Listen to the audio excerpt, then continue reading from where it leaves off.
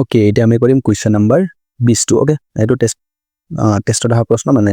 অসমৰ কোনোবা এটা জিলাত প্ৰি ফাইনেলত আহি যালকে তো মেট্ৰিকত অহাৰ চান্স আছে ওকে এইটো 19 নম্বৰ নিচিনা হয় আমি 19 নম্বৰটো যেনেকৈ কৰিছিলোঁ এইটো এনেকৈ হ'ব আমাক এটা শূন্য দি আছে -4 তো আমি কি এৰ মান ওলাব লাগে ওকে তো প্ৰথমতে মই x ৰ মান দি আছে -4 এইটো px বুলি ধৰি লওঁ বহুপদটো ওকে তো এইটো আমাক বহুপদটো দিয়া আছে আমি -4 দিয়া আছে যেটো x ৰ মান তো আমি -4 পাতিম তো k - 1 to k - 1 থাকি x স্কয়ার তো আমাক দিয়া আছে -4 স্কয়ার ওকে তো x ৰ ঠাইত মই -4 স্কয়ার পাতিলো plus k into x x মানে -4 হ'ব আৰু ইফালে +1 সমান 0 যেহেতু শূন্য হয় সেই কাৰণে আমি x ৰ মানটো পাতিলে এটো সমান 0 হ'ব ওকে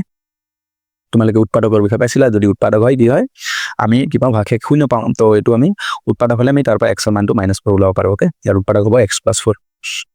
এতিয়া এটো আমি পাম k - 1 আৰু এফালে হ'ব এটো মই হোল ইনটু হৈ আছে 4 4 * 16 যেটো স্কয়ার আছে -2 হৈ যাব প্লাস মাইনাস মাইনাস প্লাস হয় এটো প্লাস মাইনাস মাইনাস 4 * k এটো হৈ যাব আমাৰ 4k আৰু ইফালে +1 আছে সমান 0 এটা আমি এই ব্ৰ্যাকেটটো আমি আগতে সলভ কৰি লম 16 * k ওকে এটো 16 আৰু k পূৰণ হল ইয়াটো পূৰণ হল আৰু ইয়াটো পূৰণ হল ব্ৰ্যাকেট মানে কি বুজাই আছে 16 টো k লগত পূৰণ হৈছে -1 লগত পূৰণ হৈছে প্লাস মাইনাস মাইনাস 16 * 16 এতিয়া আমি সংখ্যা আৰু k থকা বিলাক আমি সদৃশ পদ বিলাক আমি যোগ বিয়োগ কৰিব পাৰো আৰু 16টা k পৰা 4টা k বিয়োগ হলে আমাৰ কিমান থাকি যাব এটো হৈ যাব আমাৰ 12k